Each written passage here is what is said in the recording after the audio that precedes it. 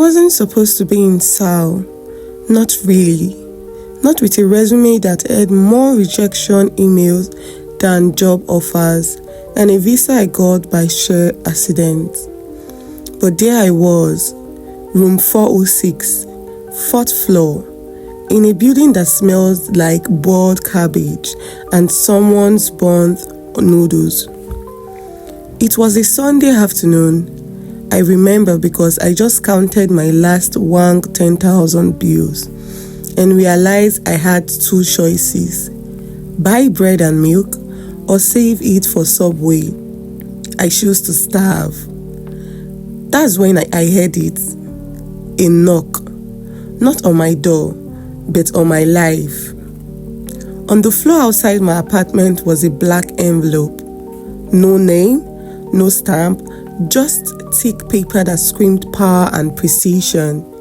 Inside was a card, heavy, embossed, the name on it, Onshan June, CEO HJ Group. I thought it was a prank until I flipped it over. There was a single line written in English. Come to this address, you're the one I've been looking for. I should have ignored it, but curiosity is a dangerous drug, and I was already addicted to things that could ruin my life. HJ Group's headquarters felt like something out of science fiction movie. Steel, glass, guards with earpieces, and people who didn't smile. They were expecting me. I didn't give my name, they just knew. At the top floor, I met him, Onshan June. He looked like everything I had never been. Composed, confident, impossibly flawless. His gaze was sharp, his posture military perfect. He didn't ask how I got there. He simply told me why.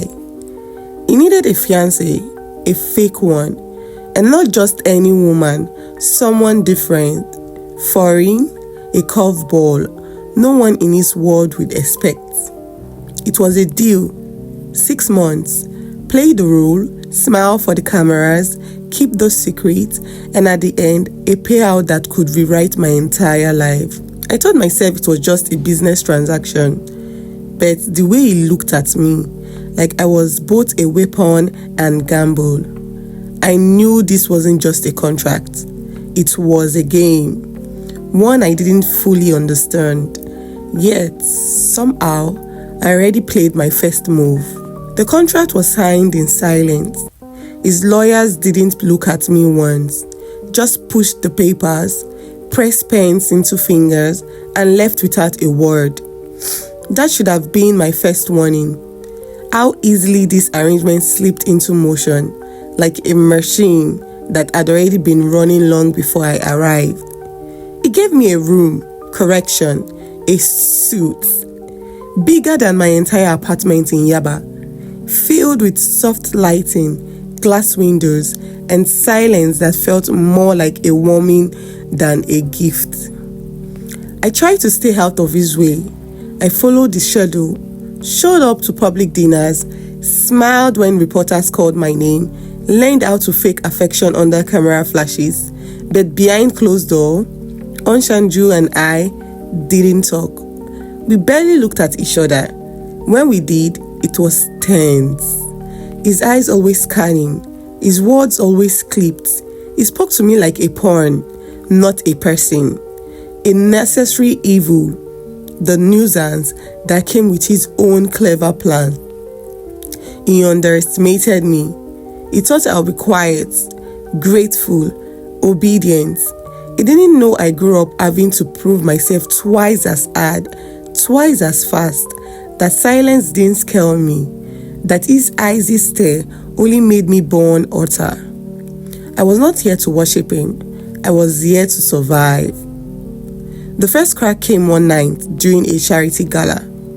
A woman, Korean, elegant, viciously polite, cornered me into the ladies' room, said I was his latest rebellion, that I'll be gone before summer, that people like me never lasted in the city. Our words didn't sting, Not because they weren't cool, but because they weren't new. I've heard versions of them all my life. Back in Lagos, in school, even from people I loved. But when I returned to the ballroom and Onshanjun saw my face, something changed. He didn't ask. He didn't need to. He just walked me out. No photos, no explanations, just silence. That night, he left a cup of ginger tea at my door. No notes. The next morning, he ignored me again.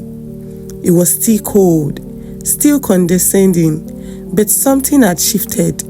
He stopped calling me the girl, started calling me by my name. He still scolded me for being late to an event, but now his voice hesitated. Just a second too long before doing it. He still rolled his eyes when I laughed too loudly, but I caught him watching in the reflection of a window. The hate was still there, but it was melting, slowly, dangerous. The media wasn't kind. Photos of us everywhere, with ridiculous headlines. The Nigerian misery woman, Onsanju choking engagement, gold digger or game changer. The headline buzzed like flies, loud, intrusive, impossible to swat away. I ignored them at first. I grew a thick skin. But it wasn't just me they targeted. They came for my accent, my skin, my background. And still he said nothing. Not when the board raised eyebrows. Not when his mother demanded a meeting. Not when the investors threatened to pull out unless he reconsidered. I expected him to end the charade, to say thank you for my service, and send me back to my tiny flat with a severance package and silence. But he didn't. Instead, he made a speech at a press event we never planned to attend. He said I was the most honest person in his life. He said anyone who questioned me could consider themselves unwelcome in his. That night, we didn't speak. He just walked into the penthouse, poured a glass of wine, and stared out the window like he didn't just destroy his own public image. That was the first time I realized he wasn't just cold, he was lonely. One night, I found him in the kitchen at 3 a.m., still in his suit, no tie, just staring into the refrigerator like he forgot what food looked like. He didn't hear me at first. When he did, he flinched. Not from fear. He was so proud for that, but from surprise, from the realization that I could see him, not the version he controlled, but the real one. He told me a story about the accident, the one that killed his brother, the drunk driver, a shattered car, a family that never recovered. His father blamed him. His mother buried herself in religion. He buried himself in work and guilt. I didn't touch him, didn't say a word. I just sat there, close enough for him to feel my breath. That night, we didn't sleep in separate rooms, but we didn't touch either. We just lay there in silence, the kind that wraps around two people who no longer know how to hate each other.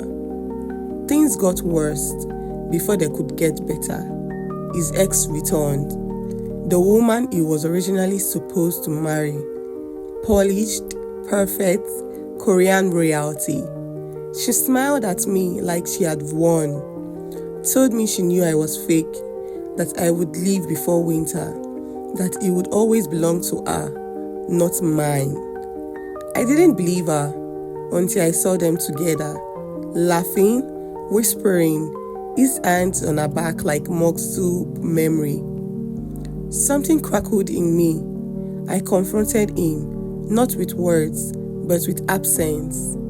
I stopped going to events, stopped waiting for him, stopped pretending, and he noticed the air between us grew cold again, the way it was in the beginning. But this time, it wasn't indifference, it was pain. He came to my door one night, stood there, said nothing, Then he placed the ring, the fake engagement ring, on the floor in front of my room and walked away.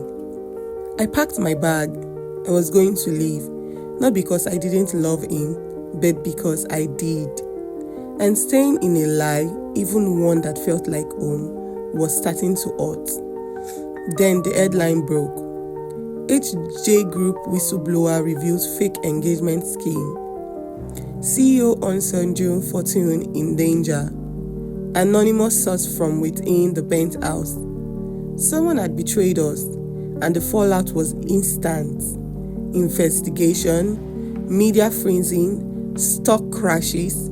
They called me in for questioning, accused me of blackmail, of manipulation, of seducing him to ruin him. And still, he said nothing until the press conference. He stood in front of hundreds of cameras and said the word that would change everything.